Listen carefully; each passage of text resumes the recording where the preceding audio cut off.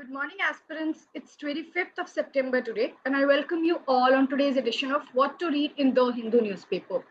While going through the articles, we will not only see its relevance with regard to prelims and mains, but we'll also try and interlink it with other GS papers as well. I am here to align your newspaper reading as a part of our GS syllabus. So let's get started.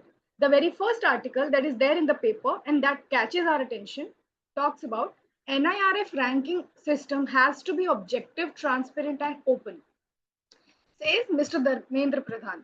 Now, when we map this particular article in our GS syllabus, this will fall under GS paper 2, which talks about issues related to education, government policy, quality of higher education. From prelims perspective, we need to know about certain reports with regard to education. Here in higher education, NIRF system has been there. We can even refer to other reports in a form of ASER report that talks about primary education and its state that reflects in India's education system altogether. Indices and several rankings. The key theme that has been discussed in this particular article primarily talks about India's higher education reforms and its performance measurement that we are doing. From prelims perspective, the dimensions that we have to go through while going through this particular article: who publishes NIRF ranking? What are the several parameters with regard to it? When was it first launched? For mains perspective, we need to know the angles related such as educational quality in India, challenges in equity, global ranking versus NIRF ranking, policy measures with regard to new education policy, and how higher education is being tried to remold when NEP has been implemented here. So in this manner, this particular article is to be holistically seen. Moving on, the next important article that is there in the editorials page, and that talks about increasing lifestyle diseases, primarily because of the higher salt intake in Indian cuisine. So this, when we map this particular article, will fall under GS paper 2, issues related to health, nutrition, and government interventions. From prelims perspective, we need to know about what is the ideal WHO recommendation for salt and sugar intake, lifestyle diseases associated with it, government programs, that is awareness programs launched by them. The key theme that has been discussed in this particular article primarily talks about excess salt consumption leads to hypertension and NCDs, that is non-communicable diseases nowadays in youth. Earlier, there was an observation hypertension, diabetes used to be prevalent in a plus 50 age group. But now this has been drastically reduced. Even in late 20s, people are getting hypertensions and diabetes as well. So what are the factors that has been responsible for the observation that we are doing? At the same time, we need to know about India's status with regard to non-communicable diseases as a burden altogether. From mains perspective, we need to know about public health policy, behavioral changes and its campaign that has been launched so far, and is the need of hour to make awareness with regard to the dietary choices that we are making. Ayushman Bharat preventive care dimensions that can also be taken into consideration. Through this, we would be able to achieve SDG 3, that is good health. That is the aim of SDG 3.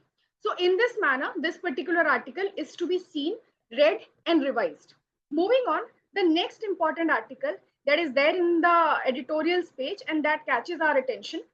Every now and then, we get to know the news that if urban cities are now flooding, whether we have rivers surrounding it or not, but flood is a phenomena that to urban flood is in rise. Why so? When we map this particular article in our syllabus, will fall under GS paper 1 under the theme urbanization problems. Afterwards, in GS paper 3 as well, this can be quoted in disaster management, environment, and climate change as well. From prelims perspective, we can quote it as a flood as a recurring disaster. And we need to have urban resilient infrastructure development. We can even go through NDMA guidelines for flood. Afterwards, flood-prone regions could be identified.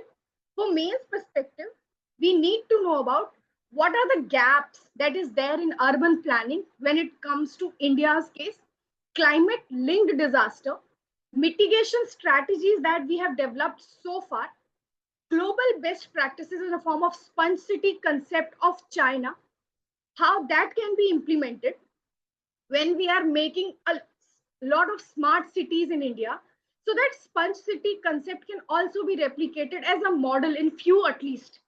So in this manner, this particular article is to be read and revised. Moving on, the next important article that is there in the paper and that catches our attention talks about how are courts protecting personal rights.